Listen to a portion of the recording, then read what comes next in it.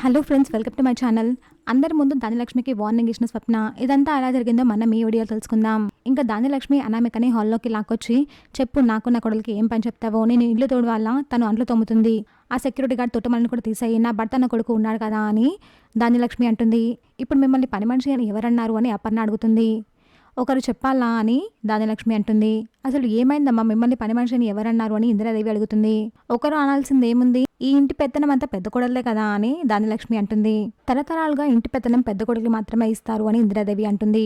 అంటే ఏంటి, అప్పుడు ఈవిడ నన్ను తొక్కేశారు, ఇప్పుడు కావ్య నా కొడని తొక్కేస్తుంది, ఇంకా ఇంతేనా మా జీవితాలు మారవా అని ధాన్యలక్ష్మి అంటుంది. ఇప్పుడు ఏమైంది ధాన్యలక్ష్మి, ఇంత గొడవ చేస్తున్నావని అపర్ణ అడుగుతుంది. నా కొడుకు కొడలికి ఏదైనా కావాలి అంటే వెళ్ళి నీ కొడల ముందు చేయి చాచి అడుక్కోవాలా అని ధాన్యలక్ష్మి అంటుంది. కళ్యాణ్ అసలు ఏమైందిరా అని కళ్యాణ్ అడిగితే, ఏం లేదు పెద్దమ్మ, నా క్రెడిట్ కార్డ్స్ అనే నీకు ఇచ్చి దాచిపెట్టమని చెప్పాను కదా, ఇప్పుడు కావ్య వదిన చూసుకుంటుంది కదా, అనామిక షాపింగ్కి వెళ్దాము అని చెప్తే నా కార్డ్ తీసుకొని వేస్తాను అని చెప్పాను, అంతే ఈలోపే అత్త కూడా ఇంత గొడవ చేస్తున్నారు అని కళ్యాణ్ అంటాడు. ఇంతలో స్వప్న, మీ అందరికీ ఇలా అవసరం వస్తుందని చెప్పి నా చెల్లి 2 లక్షలు తీసి నాకు ఇచ్చింది, కానీ మీరు దానిపై దొంగతనం నింద వేశారు కదా, మళ్ళీ ఇప్పుడు ఇలా మాట్లాడుతున్నారు ఏంటి అని సీరియస్గా అడుగుతుంది. స్వప్న, నువ్వు నోరు మూసుకొని, ఈ వంశం కాదు, దుగ్గురాలింటి కొడలవే కాదు, నీకు ఎలాంటి సంబంధం లేదు అని ధాన్యలక్ష్మి అంటుంది.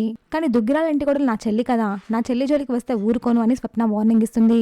ఇంకా అపర్ణ, ఇంటి పెత్తనం ఎవరికి ఇవ్వాలో నాకు తెలుసు, కళ్యాణ్ ఇప్పటి నుంచి నీ క్రెడిట్ కార్డ్స్ నీ దగ్గరనే పెట్టుకో, నీ భార్యను నువ్వే చూసుకో, మీరు ఎంత ఖర్చు పెట్టినా కానీ ఇదేంటి అని ఎవరు అడగరు అని అపర్ణ చెప్తుంది. చూసాక ఫ్రెండ్స్, మరి ఏం జరగబోతుందో. ఇలాంటి జెన్యూన్ దగ్గర అప్డేట్స్ కోసం మా వీడియోకి లైక్ చేసి ఛానల్ని సబ్స్క్రైబ్ చేసుకోండి.